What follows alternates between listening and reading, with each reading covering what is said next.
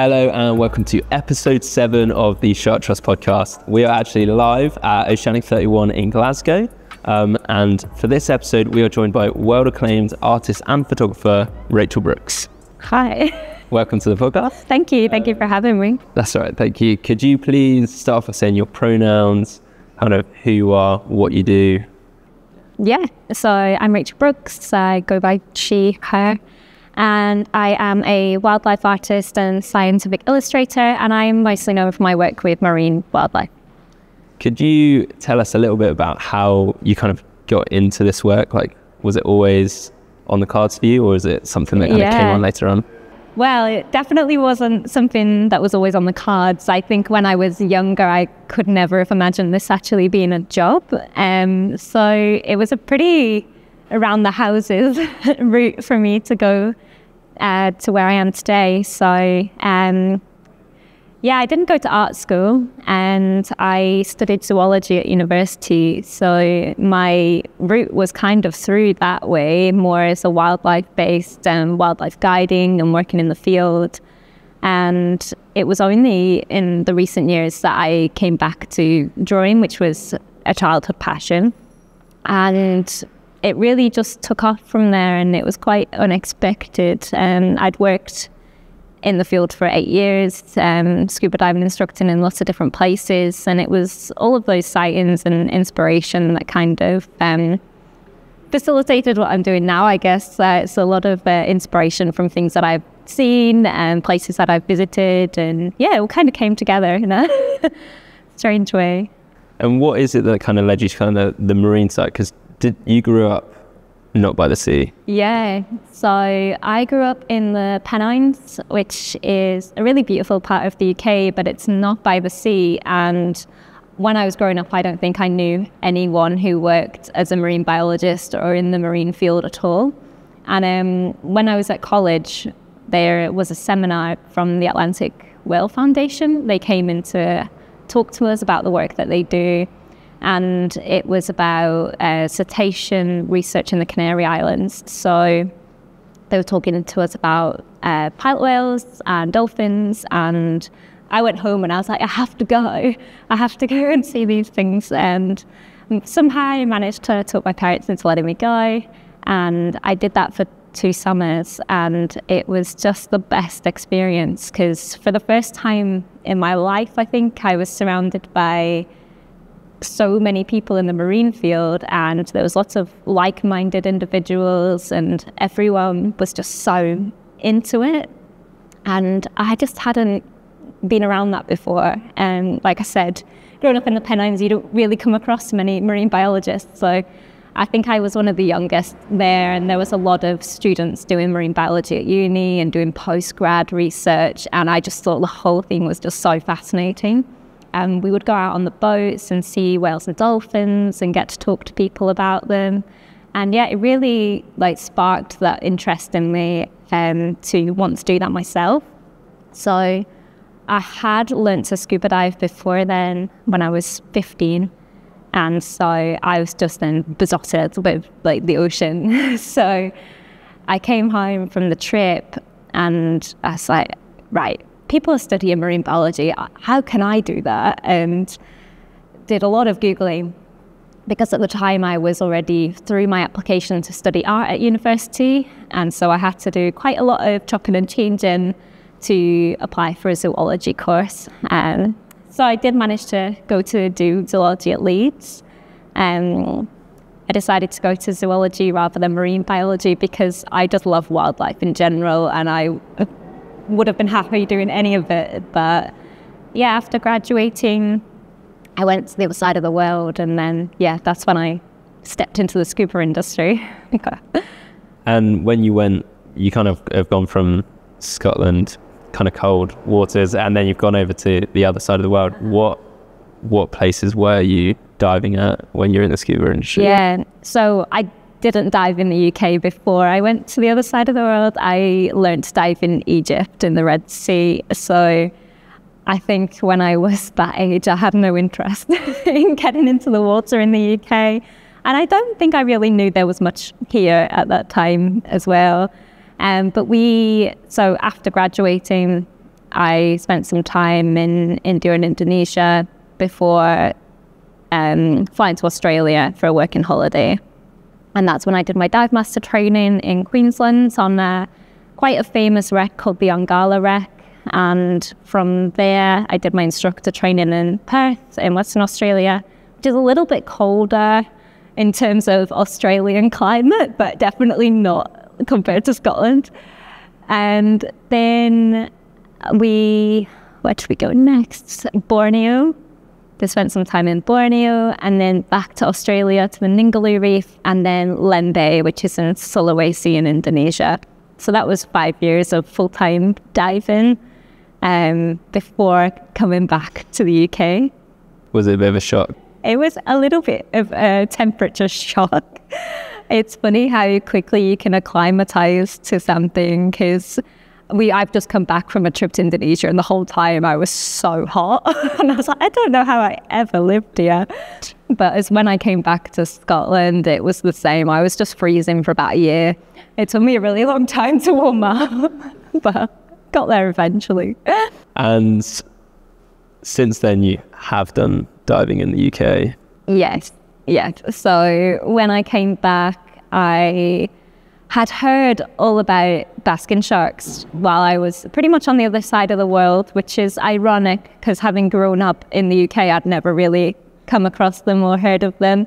But whenever we were chatting to people in the dive industry and said we were from the UK, they're like, oh, you must have seen basking sharks. And I was like, no, I've never seen a basking shark. So I was like, I need to know what these are. So it just happened that there was a job going as an operations manager at the company that worked with basking sharks, and I landed the job, moved up to Oban on the west coast of Scotland, and that's what I did for 3 years after coming home full time. Just either talking about basking sharks or going out looking for them. So, can you remember the first time you actually saw one? Yeah. So the season for basking sharks is quite short. So we'd spent the whole few months preluding up to the summer just talking about them. And so we went out, and they're pretty hard to miss because they have such a big fin. If you've ever seen a basking shark, what you can mostly see at the surface is this just huge triangular fin, and they can be up to 1 meter high. So seeing that just cutting through the water is a pretty memorable thing to see. But sometimes they're feeding so shallow that you can also see their nose poking out of the water as well, and their tail, which is really cool. And because they're so long, it looks like there's two sometimes, but yeah, it's just one huge shark. So yeah, I remember the first one I saw and I was like, that's definitely a basking shark. I know it. I've never seen anything quite so big. And then it wasn't very long before it was swimming towards us. So it was, a lot of adrenaline going then. It was very, very cool. And that summer we just had incredible shark sightings the whole time. Because it is like a hot spot in that kind of west coast of Scotland. And from seeing your first basking shark to then seeing them kind of more regularly, did you have that same feeling? Was it every time you saw one you kind of had that rush, or was it after time you're just like, oh, it's just another one? I don't know how anyone could be like, just another basking shark. Because every time was just so exciting. I think there's just such a rush about being in the water with something so big for a start. And it's just the whole interaction of trying to line up so perfectly every time. You just never know if you're going to see it or not. And when you do, it's just so magical seeing these big open mouths coming towards you. And, Scotland's waters can be pretty murky. So all of a sudden you just see this huge face appear in the water, and it's just so exciting. You kind of forget everything else, like the waves and the temperature, because it's all just like, oh my God. But yeah, they're also different as well. There's been so many different days at sea there, so many different sightings, so many different behaviors that we've seen. So yeah, it was never boring. Can you ID individual basking sharks? And if you can, is there one where you'd be like, oh, that's Sharon. That's my favorite. Sharon. Sharon's a great name for a basking shark. So we actually did some shark passporting over the last few years. So what we were doing was collecting shark slime. So basking sharks are particularly slimy, and they've got a big layer of mucus. And we were taking samples for that for a collaboration with a university who were doing genetic research on them. And so basically we just had a fridge full of shark slime back at the staff house. And while we were doing that, we let the guests name the sharks. So there's sharks in the Hebrides that have all sorts of names. I'm not sure if there's a Sharon. I named one Basil. But there is definitely a Jerry Halliwell. And yeah, so we'd look if they were male or female, if they had any lamprey attachment, if they had any scarring from parasites or anything else. And some of them had very distinctive scarring. They don't seem to be very well orientated sometimes, because they do have a lot of scars that look like they've just swam into rocks and things on the bottom, or ropes, and that can be quite easy to see if you've seen the same one more than once. But you wouldn't, for the average shark, be able to say, oh yeah, that's Basil, I saw him a few days ago. But there's definitely some that are more distinctive than others. They had a shark called Sore Nose because he had, unfortunately, rope wrapped around his rostrum. But they saw him a few years later, and you could still see the scarring, but it completely healed. You know, sharks have this amazing capacity to heal so quickly. But yeah, I do remember seeing a very small female in the last season I did in the Hebrides, and we saw her twice, and I recognized her because of the scarring under her chin. So there are some that you can recognize. And so you kind of said about them potentially like swimming through rocks and ropes. Yeah. And I want to just put out that I'm not bullying basking sharks here. I think they're great. Did you know that their brain to body ratio is the smallest? It's probably one of my favorite facts about basking sharks is that their brains are only 10 centimeters long, which is insane considering a basking shark can grow up to 12 meters in length. But what they do have is a really large amount of like olfactory nerval tissue. So they've got a very small brain, but they do have a lot of nerval mass that's dedicated to scent. So, you know, they don't have to strategically hunt like a great white. They're just feeding all the time. So they just need to find the plankton, and we think they're mostly doing that by smell.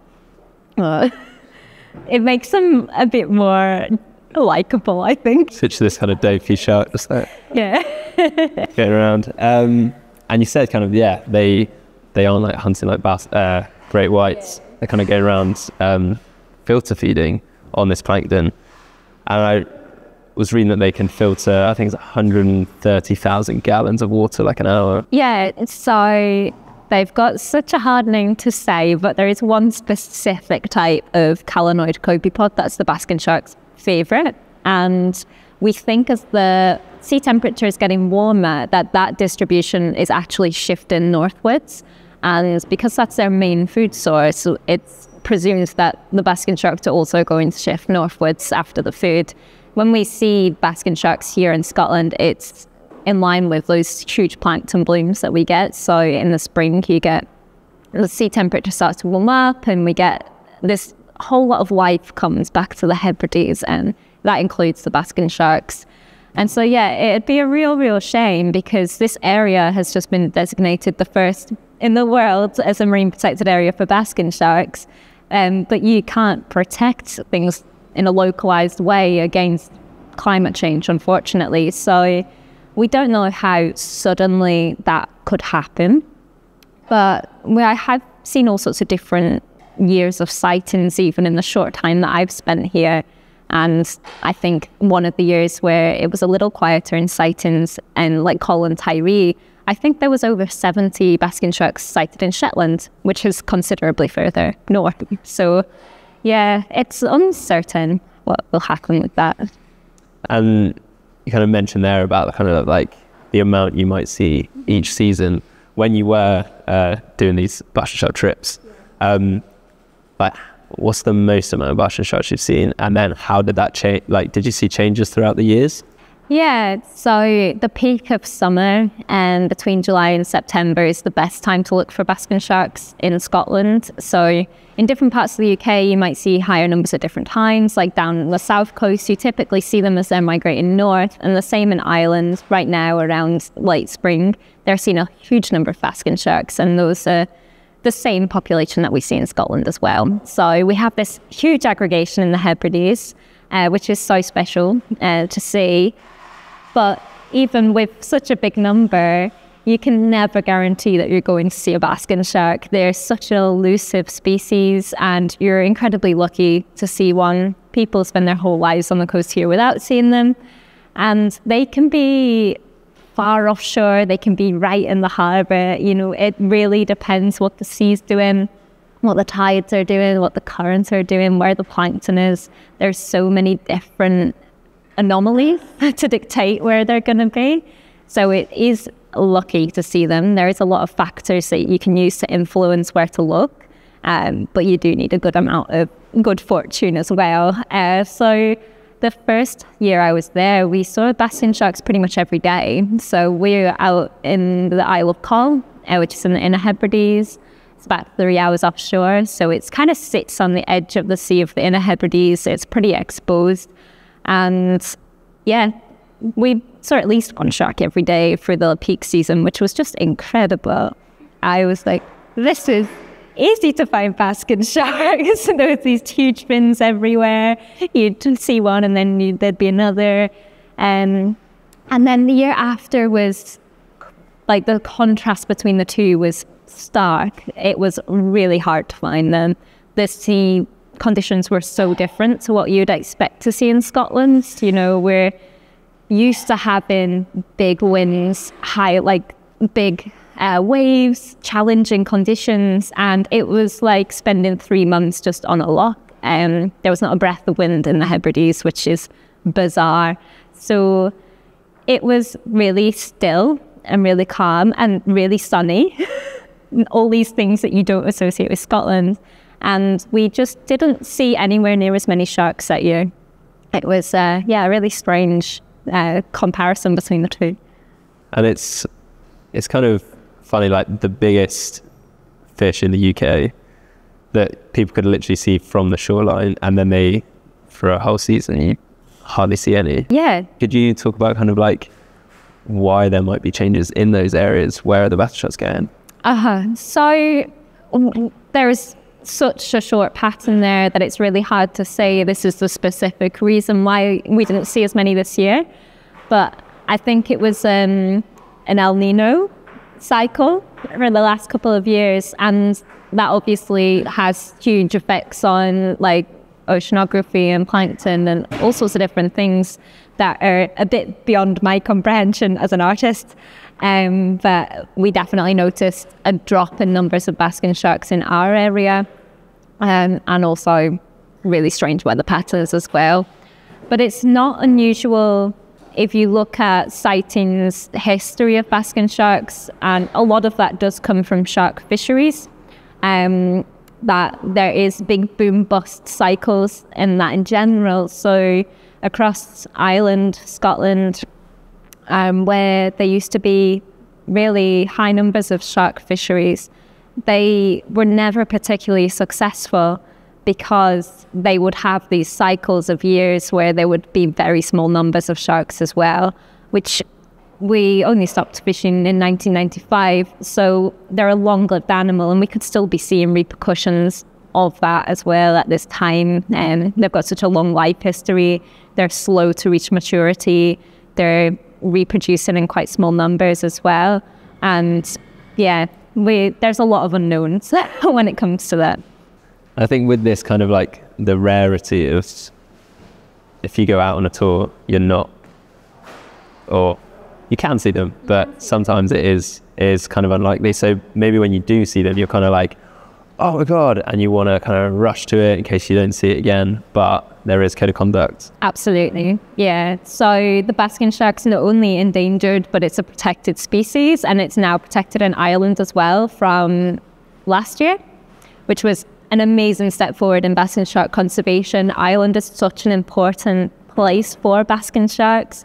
You know, they've been really in the news quite a lot in the last few years for gaining protection there, but because of the huge courtship tortoises that we've been seeing in that part of Ireland, and it's such an incredible phenomenon, and we are pretty sure it's related to courtship. And so it's especially important that we're not disturbing sharks and wildlife in general at these times when there's... So I just want to say apologies. We are live from a coffee shop, so if you hear coffee grinders, that is why. And if there's any interruptions, it's because we've forgotten what our questions are. This is water. Yeah, so it's especially important, especially at times like that where there's potential courtship happening, that we're not disturbing or harassing basking sharks. Not only is it illegal, but also we shouldn't be harassing or disturbing wildlife in general. We want to be part of the natural world while we're there. So we're trying to observe in a way that we're not really interacting with the animal at all. So there is a code of conduct by the Shark Trust, which I fully recommend checking out if you're in a space where you might come across a basking shark. And if you do want to be in the water with them, not only is it dangerous to try and attempt to do that by yourself, because basking sharks swim in really strong currents, and so it might look like they're quite close to shore, and it might look like they're easy reach away. It's not advisable to try and do something like that on your own. I would only ever advise trying to see basking sharks with a really professional crew who follow a code of conduct. And kind of with, let's say it's kind of like bass sharks basically have like a restraining order on human beings, which is for the best. So you can't get within like a certain distance of them. Restraining order. So when you have gone out and kind of seen these animals and you can go in the water, kind of, could you say kind of how it happens? Yeah, totally. So what we would do if we saw a basking shark, so typically what you see at the surface is a very large dorsal fin, and we'd have a look at it for a while and just see what it was doing. So we're just watching from the boat from a respectful distance, and normally what they're doing if they're on the surface is feeding. And they go up and down throughout the day, following the plankton up and down the water column. And the way that you do spot them is usually because the plankton's at the surface, which means the basking sharks are at the surface as well. So you'll see this big old fin, possibly the nose, and if they're there and they're feeding and they seem very uninterested in your presence, then that's the perfect shark to just very, very silently enter the water. And what we do is look at the direction the shark's swimming and just position ourselves strategically that it's just going to pass us by so that you don't have to swim at all. So the idea is to just be completely still and completely silent, and then you'll just have this amazing pass by of the shark, and that's your experience. We don't then swim after it or anything like that. I think in a lot of places, especially with whale shark tourism, it's just a bit out of hand. There's all sorts of different things going on, but we just want to essentially not be there. So you just have, sometimes you don't even breathe, you're just like, don't move. And as it goes by, and just, take it in, it's amazing. Then the boat will pick you up, and if it's still around, you might get another go, or you might see a different shark. But it's all about being as stealthy as possible. I mean, not only will you very unlikely to see a basking shark if you swim up to it at however pace, splashing your fins, it just makes the whole experience for both you and the animal a lot more enjoyable if everyone's respectful and quiet and calm. Yeah, it does sound like pretty magical. Yeah. And you do get, obviously, like this, like 8 meter up to 12 meter massive shark, which I can't actually picture because I've never... So I could picture like a bit of rope like that long, or someone will be like, it's the length of this room, and you're like, oh yeah. But I think actually seeing one, and that's kind of the big size. Have you ever seen like a baby one? So I've definitely seen juvenile basking sharks. When we say baby basking sharks, have not really been encountered at all. We don't know where basking sharks pup, and we know very little about that part of their lives at all. But I have seen juveniles in the Hebrides, and they're about 3 to 4 meters, which sounds like a pretty big animal, but that's a small basking shark. And they not only are smaller, but they have this characteristic upturned nose, and nobody's really sure why.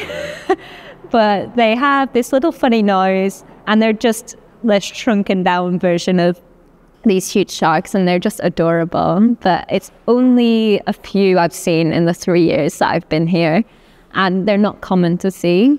Yeah, I was looking looking at the different names for basking sharks, kind of around, because they've got really interesting. like elephant fish, and there's one in Orkney which is home mother, which I didn't. I think there's like pickled dogfish or something in Orkney. The Scottish ones are strange because it used to be sunfish, which comes from the time that they'd spend on the surface. People used to think they were basking in the sun. But you've also got elephant shark, giant shark, bone shark, pilgrim shark in French, which when you look at the origins of the names is quite interesting because it could be from like the frills of the pilgrim's collar, very similar to the gills of the basking shark. But what's a bit more poetic is maybe thinking about the big migrations they do, which obviously they didn't know about back then, but it does kind of fit the bill really nicely now for the basking shark.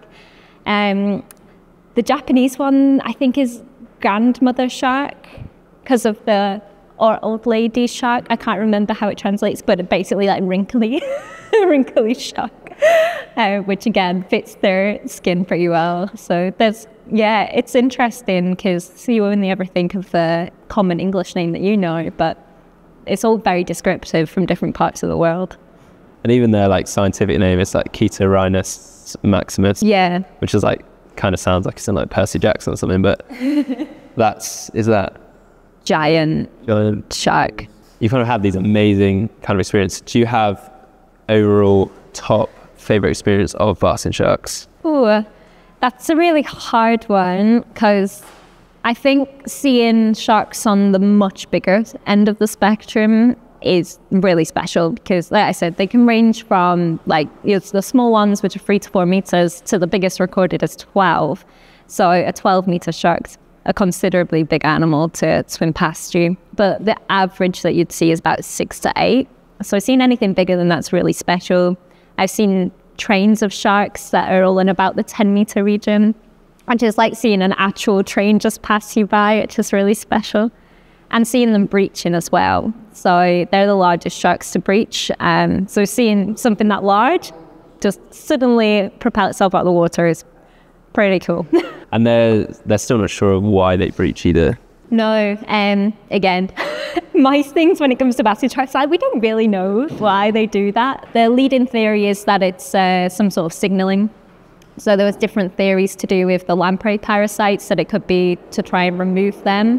But it's a lot of energy for a plankton-eating shark to breach out of the water at the speed that they do and the frequency that they do. I think when they had tags on, the Exeter group recorded one shark breaching 4 times in 47 seconds, which is pretty fast to be going in and out of the water. But they've since discovered as well that they're regionally endothermic. So there's all sorts of fascinating new research coming out about basking sharks, but we think it's likely to be an acoustic signal because those tagged sharks were also breaching at night. So the noise made from such a big animal splashing into the surface must be able to be heard for quite some distance, not seen at night. So that's the leading reason that they think that they're doing that. Because we're coming to the end, I like to end it by asking a question.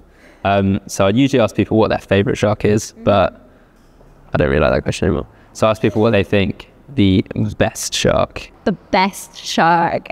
I mean, they're all so different. It's so hard to even compare some of them. But I think basking sharks do have a soft spot in my heart. They're just so strange and so mysterious. And yeah, I'm going to have to back the basking shark, I think, for the best shark.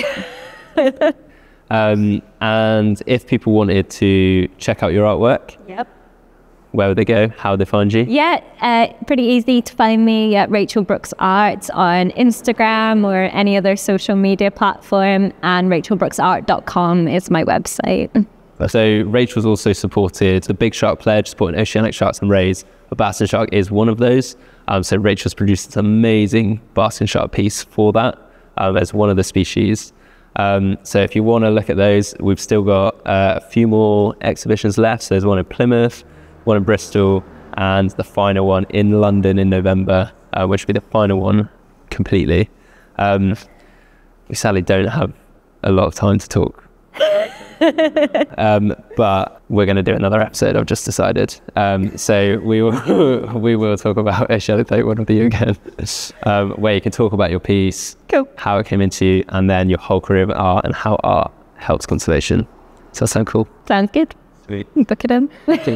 And if you'd like to learn more about how the Shark Trust supports basking sharks and other species of sharks, please go to www.sharktrust.org.